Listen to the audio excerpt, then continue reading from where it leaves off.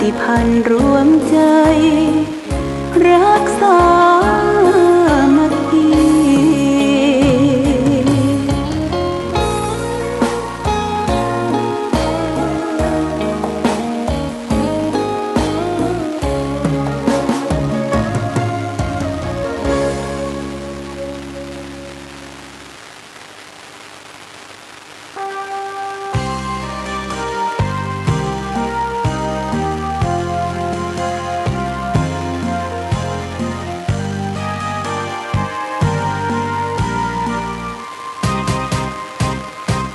กำเนิดองค์บุญองค์บุญแห่งล้านนาไทยครูบาเจ้าศรีวิชัยผู้มีจิตใจเปี่ยมล้นคุณธรรมสร้างสมบารมีของดีงดงามเลิศล้ำเพื่อหวังโมกธรรมและปรารถนาพุทธภูมิมาขออหิงสาเป็นหลักธรรมน้อมนำมาปฏิบัติมักน้อยสันโดษเด่นชัดไม่เกลียดไม่โกรธและไม่โมโหเจริญรอยตามทางเดินหลักของพุทโธนะโมพุทธายะสิ้นชีพสรีระผู้คนกราบไหว้องค์บุญผู้ฟื้นแห่งเมืองล้านนายึดใจเรื่อยมาองค์ครูบาศรีวิชัยผู้คนทั่วทิศทั่วแคว้นในดินแดนไทยขอพรกราบไหว้พึ่งใจพึ่งบารมีอนุสาวรีย์แห่งนี้ครูบาสูงใหญ่ให้คนบูชาน้อมไหว้สำนักวิปัสสนานะโมสวาแห่งนี้วัดพระบาทอุดมให้ท่านชื่นชมพึ่งบารมีเชิญชวนญาติโยมน้องพี่ไหว้บารมีขององค์ครูบา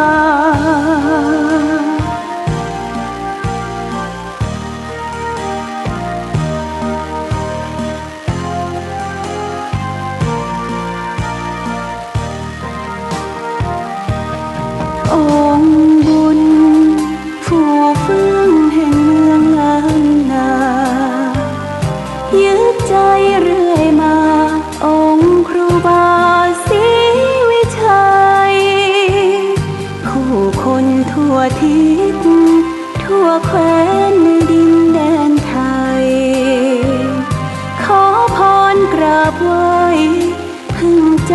พึ่งบารมีอนุสา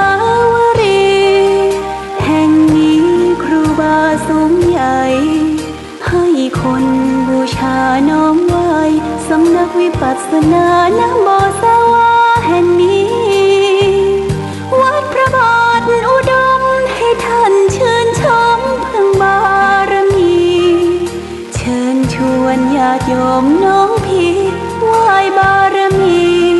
ขององค์ครูบา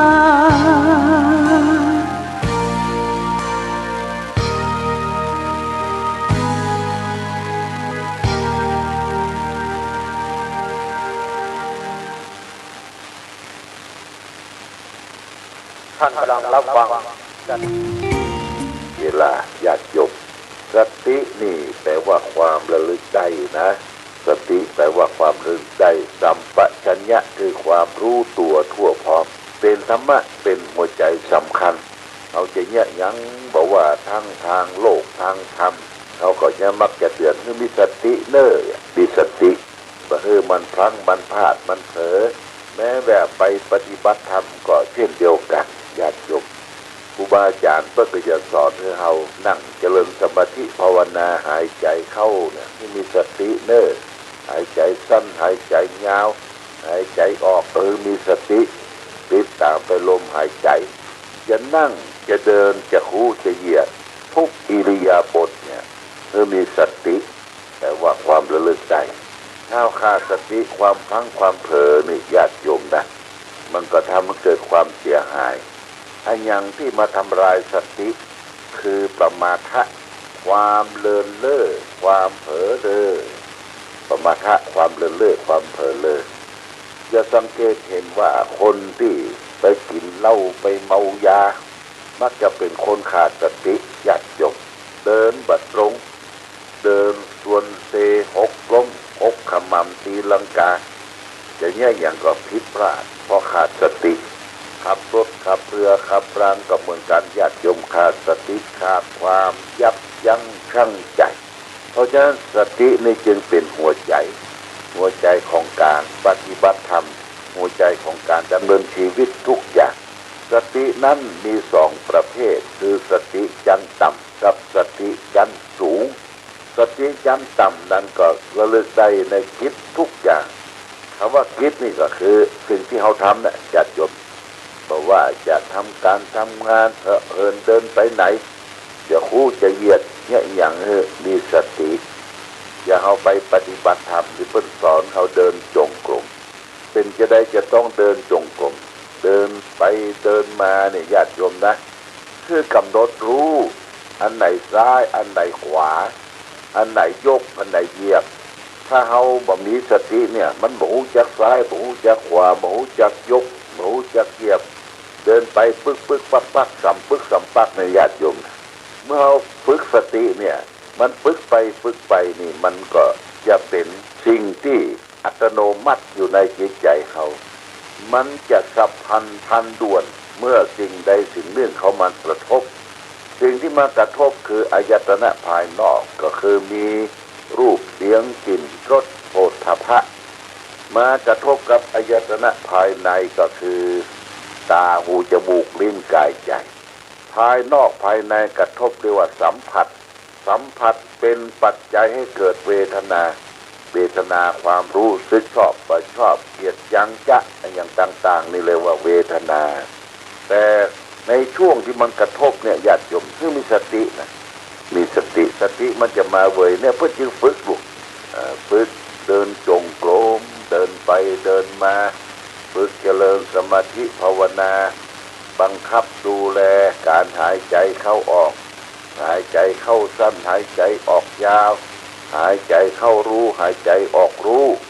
เนี่ยฝึกให้มีสติเพราะฉะนั้นสติจึงเป็นหัวใจเป็นสติชั้นต่ำนี่ระลึกได้ทุกอย่างทีนี้มีสติชั้นสูงระลึกในสติปัฏฐานทั้งสี่อันนี้นักปฏิบัติธรรมต้องเรียนรู้สติปัฏฐานทั้งสี่เนี่ยคือรู้ถึงกายเวทนาจิตธรรมเนี่ยสติปัฏฐานสี่การระลึกรู้ในกายว่ากายของเราเนี่ยประกอบด้วยอย่างพ้องในกายเขาเนี่ยเขาเคยรู้ว่ากายเขาเนี่ยประกอบด้วยอย่างพ้องประกอบด้วยธาตุทั้งสี่ธาตุดินธาตุน้ำธาตุไฟธาตุลมแล้วก็มีสติรู้ในเวทนาก็คือความรู้สึกญาติโยมรู้สึกสิ่งที่มากระทบในกายทางตาหูจมูกลิ้นกายใจมีความรู้สึกพอใจกับพอใจนะถ้าพอใจนี่ก็ชอบก็เป็นกิเลสญาติโยมถ้าชอบเนี่ยหลงไหลคลั่งไคล้กับรูปที่มากระทบเช่นเป็นอูดีถ้อยสำเนียงเสียงเพราะม่วนชอบเปิ้นแต่งตัวแต่งอย่างพริ้งน้อยชอบเปิ้นแต่หยอกว่าละไอ้แหละแต่งตัวอะไรเนี่ยหยอกว่าละญาติโยมเนี่ยนี่ขาดสติพังเผลอไปละเนี่ยเกิดเวทนาเปิ้นติดบ้านติดจองไปที่นั่นที่นี่ไปที่อื่นที่ไกลก็หวนคิดเปิ้นอยู่ตลอดเวลาบ่ปล่อยสะวางลงเวทนานี่สำคัญมันปรุงแต่งเวทนาสติปัฏฐานสี่ระลึกในกายเวทนาจิตใจเฮาเนี่ยจิตรู้จิตญาติโยมจิตรู้จิตเขาจะแยกอย่างไรจิตรู้จิตเนี่ยจิตเขาประกอบด้วยอย่างพ้องนะเขาจะได้อย่างไรรู้ใจตัวเองตัวเก่าเนี่ยเนี่ย ปิ้นฝึกคือเฮาหูใจตัวเก่าแยกออกไปเป็นเวทนาสัญญาสังขารวิญญาณ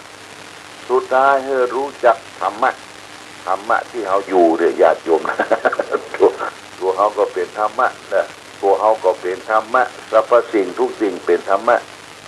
มันเป็นจะได้ญาติโยมธรรมะก็คือธรรมชาติที่มันเกิดขึ้นแล้วมันตั้งอยู่แล้วก็ดับไปเกิดขึ้นตั้งอยู่ดับไปแปรปรวนไปนี่คือสติปัฏฐานสี่รู้สึกมีสติในกายเวทนาจิตธรรมะนี่ฝากไว้เป็นข้อคิดพิจารณาเนี่ยอย่างคือมีสติอย่าไปเฝ้าอย่าไปฟังคนขาดสตินี่มันเฝ้ามันฟังอย่าจบผู้ก็ผิดทำก็ผิดทำอย่างให้ผิดพลาดไหว้พระสวดมนต์ขัวห้องมักจะล้ำเปิ้นนะมักจะล้ำครูบาอาจารย์บางครั้งฟังเสียงเปิ้นเนาะฟังเสียงคนอื่นเปิ้นสำเนียงเสียงเป็นจะได้เอาตัวเก่าว่านี่ญาติโยมนะเพราะฉะนั้นสตินี่สำคัญมากเมื่อฝึกสติวันนี้จะเอาสาระธรรมะทางสุขใจมาฝากแห่งเรื่องหนึ่งญาติโยมเรื่องนี้เรียกว่าคนฆ่าตัวตายคนฆ่าตัวตายนี่ผมหมายเขาว่าจะได้เขาก็ลองฟังเนี่ยเปิ้นก็ว่าภัยจะลืมอย่างก็ลืมได้ถ้าสิ่งนั้นมันมีเหตุมีผลที่น่าจะลืมกันได้แต่บ่ควรที่จะลืมอย่างยิ่ง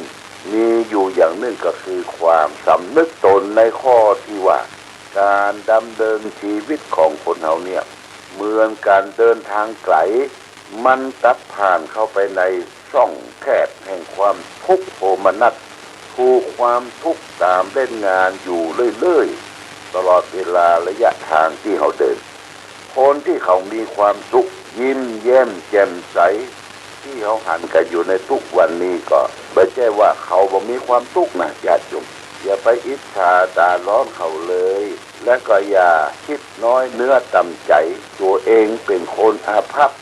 คนอื่นเขาเนี่ยเปิ้นถูกทุกข์ทับถมอยู่อย่างนักหนามาก่อนเช่นเดียวกันเหมือนเดียวกันเพียงแต่เขาบังคับบ่คือมันหันบ่คือมันระทมทุกข์ในเวลาที่ประสบกับชะตากรรมอันนั้นที่เขาเผชิญหน้ากับความทุกข์อย่างคนที่บ่มีบ้านบ่มีจองไร้บ้านไร้จองเขาหันคนอื่นสมหวังในทางความรักอาจจะผิดหวังในการเงินคนสมปรารถนาในเรื่องเงินเรื่องทองอาจจะผิดหวังเรื่องชีวิตอิสรภาพบ่มีใครจะมีความสุขเต็มสมบูรณ์ในญาติโยมและสมหวังเสียทุกอย่างทุกประการลืมตาให้ดูในโลกปัจจุบันโรงมโหรสพที่มี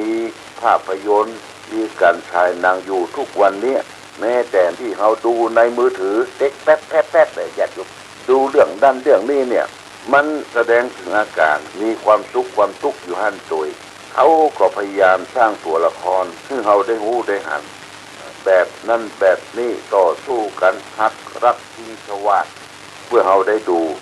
มันได้ดูและความทุกข์ความยากเขาก็ดูไปถึงบทถึงเสียงฉะนั้นเวลาที่เราประสบกับความทุกข์จึงบ่ควรตัดสินใจแต่ตกบันไดพลอยโจรญาติโยมนะคือทุ่มตัวเองกับความชั่วเอาชีวิตไปฝากกับสุรายาเมาการพนันขันต่อหรือการดูหนังดูละครเอาสิ่งนั้นสิ่งนี้มาเป็นเครื่องกลบเกลื่อนความทุกข์ซึ่งเป็นการฆ่าตัวตายโดยทางอ้อมและก็ยังเป็นความโง่อย่างบัดซบขึ้นไปแห่งอย่างหนึ่งถ้าเขาได้ประหารฉะนั้นหรือตัวเองเพื่อแก้แค้นกับความทุกข์ที่เกิดขึ้นที่รับชะตากรรมนั้นอัตตานันเจนะชาเตสิบุคคลไม่ควรฆ่าตัวตายนี่เป็นพุทธภาษิตขององค์สมเด็จพระสัมมาสัมพุทธเจ้าการฆ่าตัวตายไม่ใช่ว่าการจะมาผูกคอตายกินยาตายหรือโดดตึกโดดน้ำตายที่ญาติโยมมันมีหลายอย่างหลายวิธีการฆ่าตัวตายแบบทรมานระทมจมทุกข์ทุกเรื่องลูกเรื่องเต้าทุกเรื่องพ่อเรื่องแม่ทุกเรื่องเข้าเรื่องของทุกเรื่องน้องนุ่งจุงซองอันทุกตัวเก่าที่เนี่ยอย่างผสมประสงค์แห่งญาติโยมนะ ทุกข์เปิ้นได้กล่าวช่วงจากทุกข์เพราะเปิ้นบ่นับบ่ถือนี่โอ้สะปะเนี่ยงเมื่อเฮาเก็บความทุกข์เหล่านั้นคือความบัดสบายกายบัดสบายใจมากุ้มรุ่มสุมจิตใจเฮานี่มันเป็นความทุกข์ตายพรส่งตายพรส่งโอ้น่าสมเพชเวทนาต้องมาตายพรส่งระทมทุกข์อยู่ตลอดเวลาทุกข์หลวงพ่อเคยอู้ไว้หลายปีว่ามันเป็นปัญหาหนึ่งวันในโลกนี้ทุกข์กายทุกข์ใจที่จริงจิตใจเฮานี่มันสะอาดนะมันบริสุทธิ์มันเป็นประภัสสรกิเลสจรมาใส่ญาติโยมกิเลสเนี่ยจรมาใส่อยู่ในตัวเฮากิเลสนั่นก็คือตัวโลภตัวโกรธตัวหลงจรมาใส่อยู่ในตนตัวเฮาก็ต้องระทมตมทุกข์อยู่ตลอดเวลานี่ญาติโยมนะนี่ฝากไว้ว่าทุกสิ่งทุกอย่างที่เฮาได้ประสบชะตากรรมในโลกนี้เฮาบ่งู้บ่เข้าใจเฮาก็ว่าเฮาอย่ามาทุกข์เพื่อเปิ้นที่จริงปัญหามีกันทุกคนปัญหาแม้แต่ว่าในตัวเฮาก็มีละทุกข์ประจำสังขารนี่ญาติทุกข์เพราะอยากกินอยากทายอยากขับอยากรักอยากนอนทุกเรื่องนั้นเรื่องนี้ญาติโยมบางคนนี่ทุกเอาเปิ้นมาเอียงหรอกเอาเปิ้นมาเอียงหันนั่นหันนี่หันเปิ้นมีเมียสองก็ให้ได้เมียสองหันเปิ้นเปลี่ยนรถก็ให้เปลี่ยนรถยนต์ใหม่หันเปิ้นมีมือถือใหม่ก็ให้เปลี่ยนมือถือใหม่แล้วก็ตัวบ่พร้อมก็เกิดทุกข์ญาติโยมทุกข์ได้มาแล้วก็ยังทุกข์กระทมกับสิ่งที่ได้มาเท่านั้นเพราะฉะนั้นปัญหานี่คือความทุกข์เขาจะแก้ปัญหาทุกข์ได้ก็โดยอาศัยความพอเพียงยินดีสิ่งที่ตนได้พอใจในสิ่งที่ตนมีคือหลักของความสันโดษเพราะฉะนั้นทุกสิ่งทุกอย่างเมื่อมากระทบญาติโยมหลวงปู่ทองพระพรหมมงคลนะหลวงปู่ทองนี่เปิ้นถึงแก่มรณภาพแล้วเปิ้นสอนเป็นสั้นๆว่านิ่งได้ทนได้รอได้ช้าได้